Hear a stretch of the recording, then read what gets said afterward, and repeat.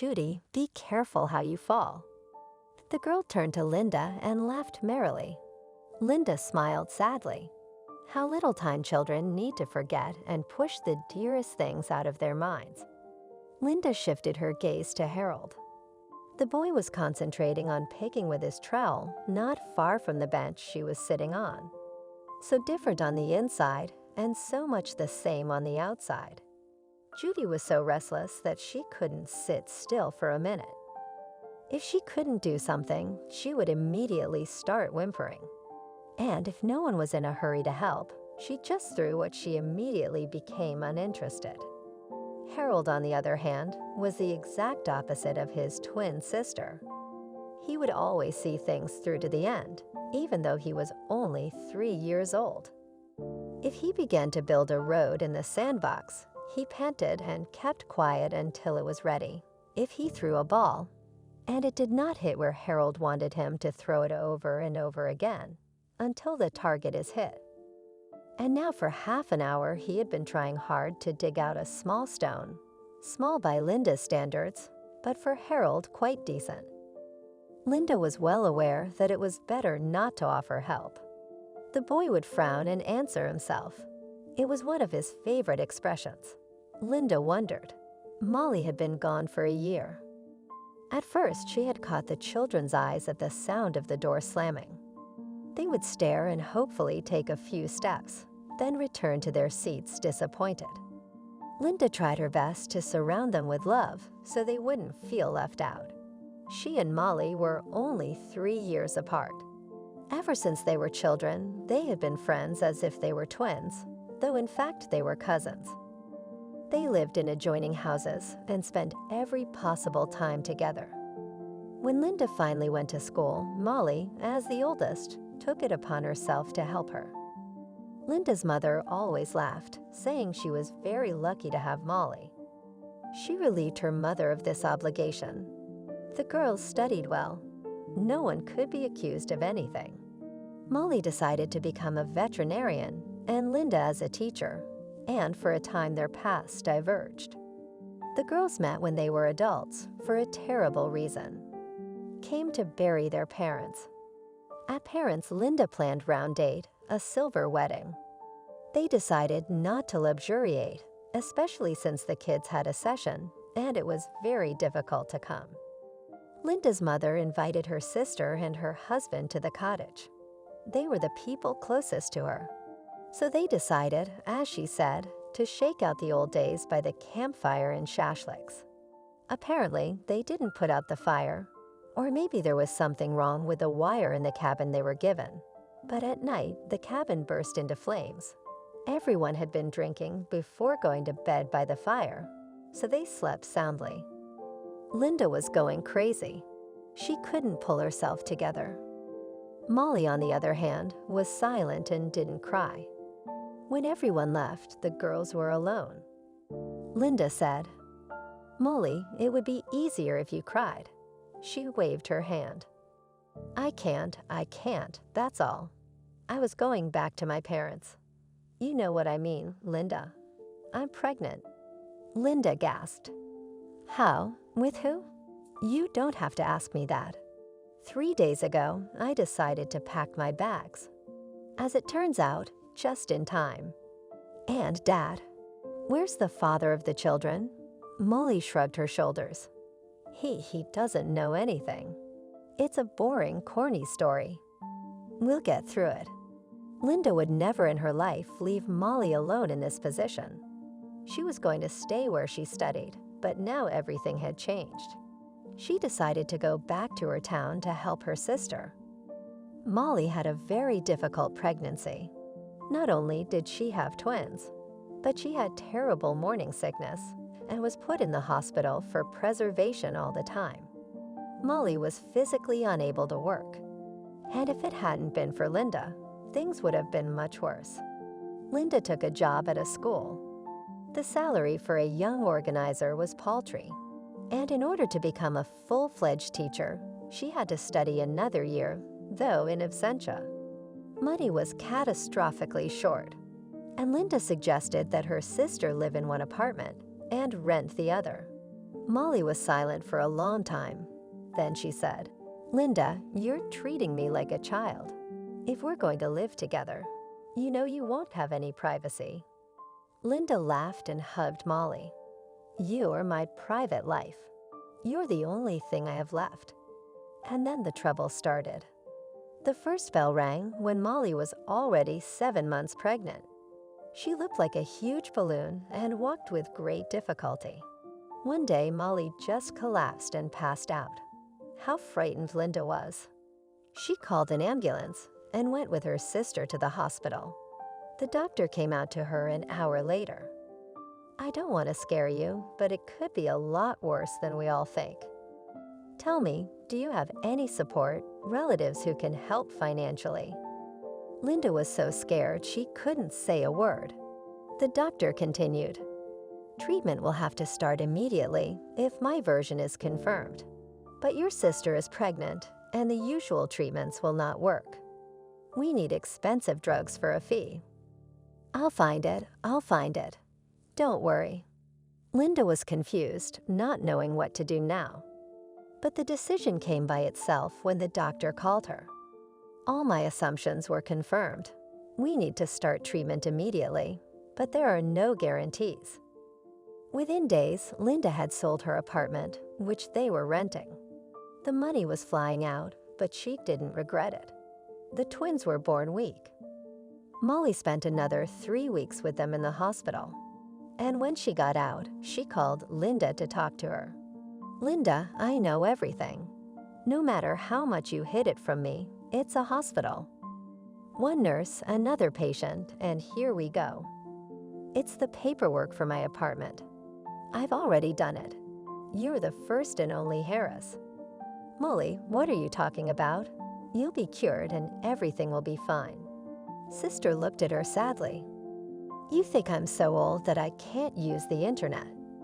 I already know everything about this disease. It's good if it lasted a year." Molly, as if she was looking in the water. A week after the twins' birthday, she was gone.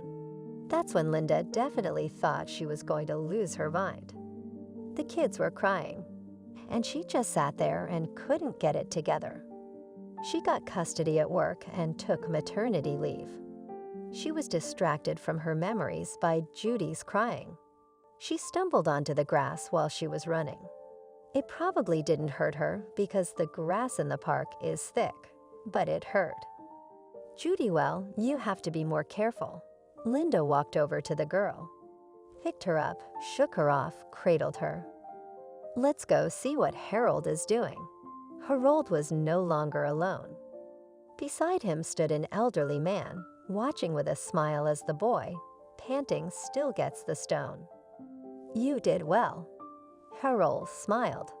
The uncle is a stranger, of course, but they praise him, so he must be good. Linda approached warily, looking at the man. He hurriedly took off his hat. "I'm sorry if I startled Malcolm. I love walking in the park. I often see you here on weekends. It's always been interesting how different your children are." Linda loosened up a little bit. "Yeah.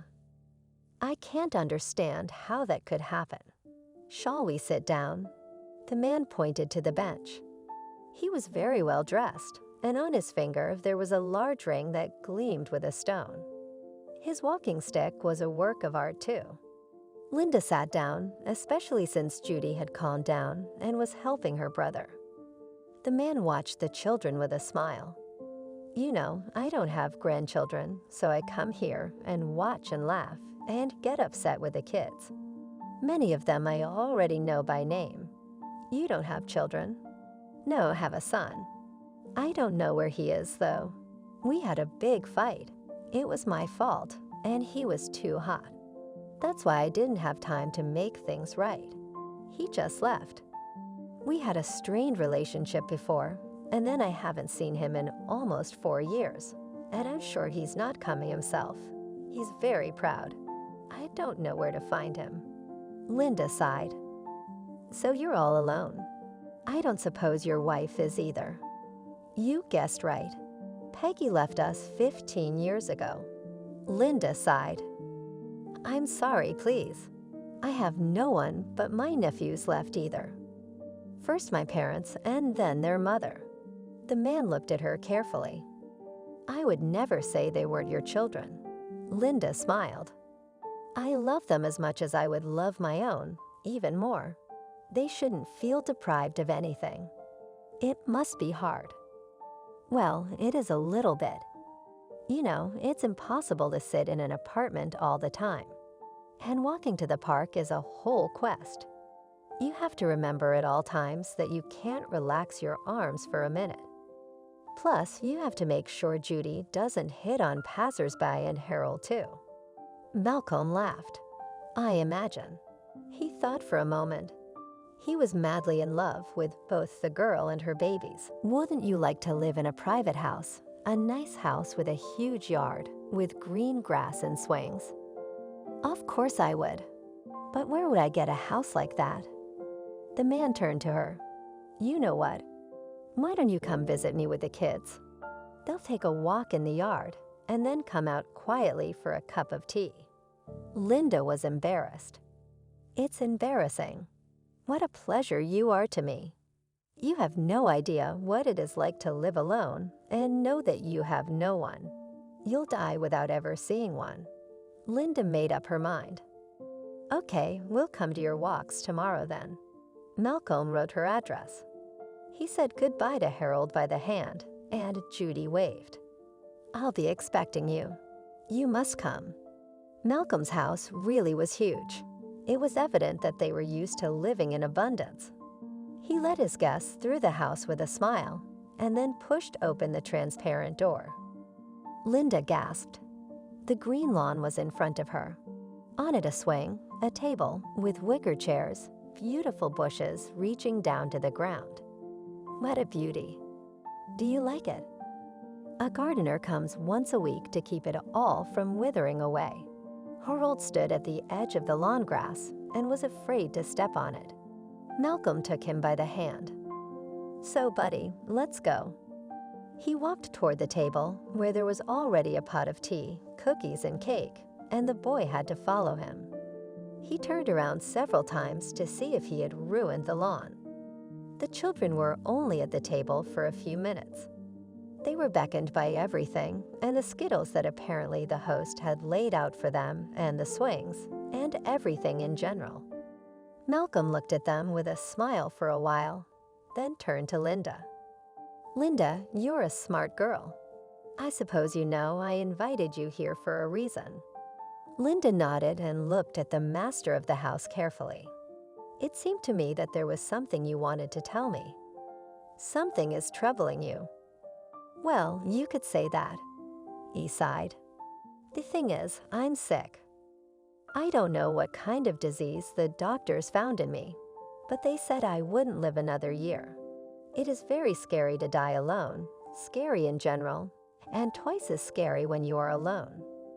I thought a lot. I almost didn't sleep, and yet I decided I had it all figured out right. Linda, I want to offer you a position as a nurse, or rather a companion. You could use the money. The kids are on fire. Or maybe you could put something aside for later. You could move in with me and the kids.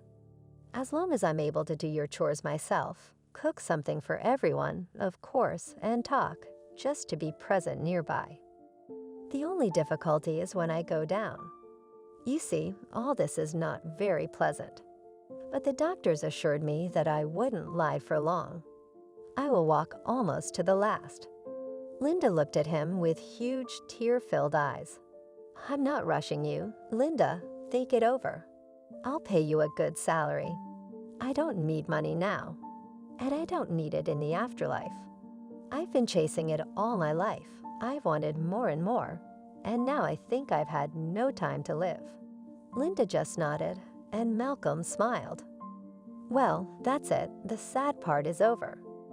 Now let's enjoy the weather. Would you, Linda, like to see what beautiful roses are blooming in my garden? Linda smiled, too. I really do. They wandered around the grounds. The man told her about the flowers, the shrubs, and sometimes they bumped into Harold or Judy. The children were tired by now, but they scurried about the lawn with the last of their energy. It was time to say goodbye. "I'll call you a cab, and don't argue about anything. Look at the little ones with no legs at all." Linda nodded. Harold was already pecking his nose, and Judy had lost her constant activity. 3 days later, they were moving in with Malcolm. Linda said right away that she didn't want any money, but Malcolm frowned. No, that's out of the question. Remember, there's a bad time ahead of you. Besides, why should you have to cook for free and entertain a tedious old man? Life at the Malcolm house turned out to be a busy one. The man insisted that Linda enroll the children in clubs. They don't go to kindergarten, and they have to learn to communicate with their peers. It's for their own good. Linda knew he was right. She also understood another thing. Now she could afford to pay for their clubs. By the way, it turned out very convenient. Harold took wrestling, and Judy at the same palace of culture, and at the same time dancing. And in the evenings, they both went to art school to draw. After a few months, Linda didn't understand how they had lived separately before. The children called Malcolm grandfather and drove him like grapes. And he was happy to read them fairy tales both in the morning and in the evening. And he read them in such a way that Linda listened too. 6 months later, Linda began to notice that Malcolm was giving up. He walked little, lay or sat in a rocking chair, and more often did not hear her questions, because he was mentally somewhere in the memories. Finally, she made up her mind. "Malcolm, we must seek out your son." He grinned. "I've tried, but Simon has always been very clever, and if he doesn't want to be found, no one will find him." Linda laughed for a second, then still asked, "Would you mind telling me what happened between you two? Why it's silly to take any secrets to the grave." Simon grew up smart, but very independent. His independence was like a donkey's stubbornness. Linda could not stand it, laughed.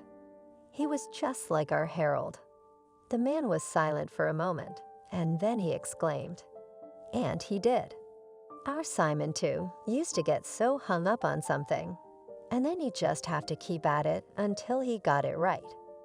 "How about that?" "Well, by the time he grew up, he had his own opinion on everything, and most of the time it was different from everyone else's. I was in business at the time. I was doing not just fine, but very fine. I remember my promise to my wife to send him abroad to study. He came back more balanced. He started helping me right away, and I couldn't be happier.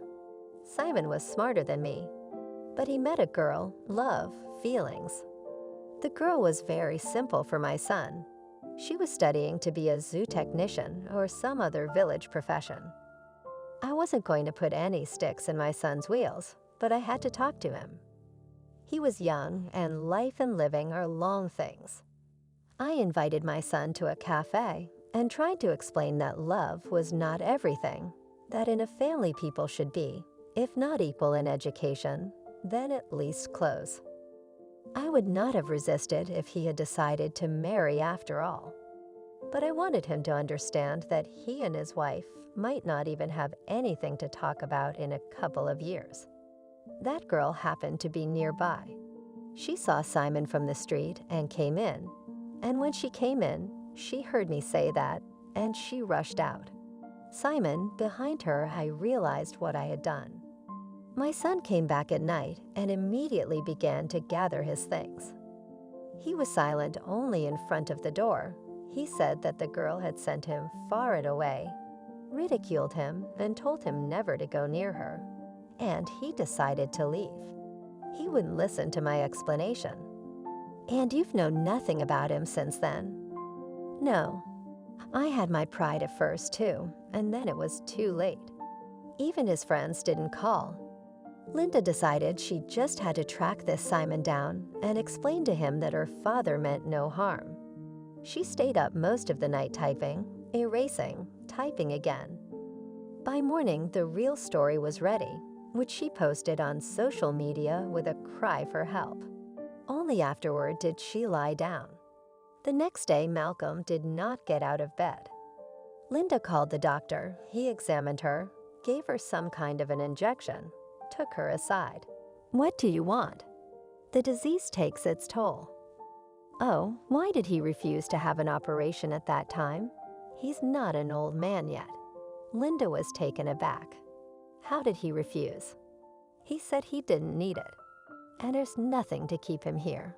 Linda felt so hurt. She wanted to scold Malcolm right after she saw the doctor off. A young man stood on the doorstep. "Hello." "Hello. Are you Simon? You look a lot like your father." He was embarrassed. "Probably. Where is he?" "Come on, I'll show you out." "Who are you?" Linda smiled, and the young man turned pale. "I'm a sort of nurse for your father. You have no idea how pleased he will be." The son and father talked for over 2 hours. Linda stayed out of the way. She busied herself preparing the holiday dinner. Finally, the door to the room opened.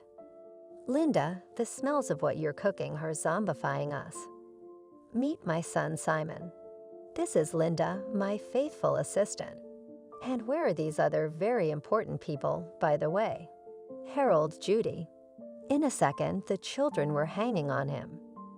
"Grandpa, you're finally up." Simon looked at the whole thing with huge eyes.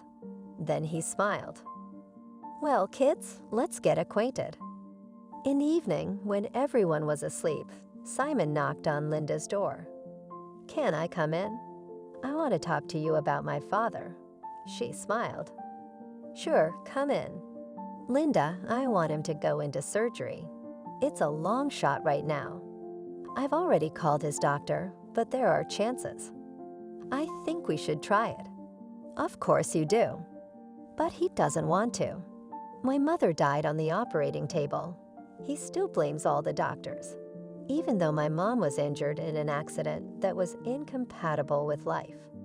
"Why do you think he refused surgery when it would have helped?" "Because Dad is as stubborn as a donkey." Linda covered her mouth with her hands to keep from laughing. "Your daddy says the same thing about you." She snagged a picture of her sister that was on the table. Simon quickly leaned over, wanting to put it back, and suddenly froze. "Molly, where did you get that picture?" Linda jumped up.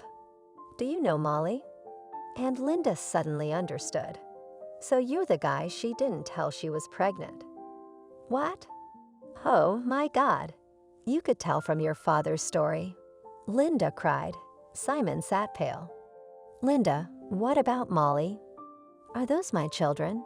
Why are they with you and not with her?" Linda wiped away her tears and began to talk. She spoke softly, and Simon bowed his head lower and lower. "It's all my fault." "No, not even you could have helped her. We did everything we could." Linda saw that Simon was crying. She put her hand on his. "Don't you want us to go and see her in the cemetery tomorrow?"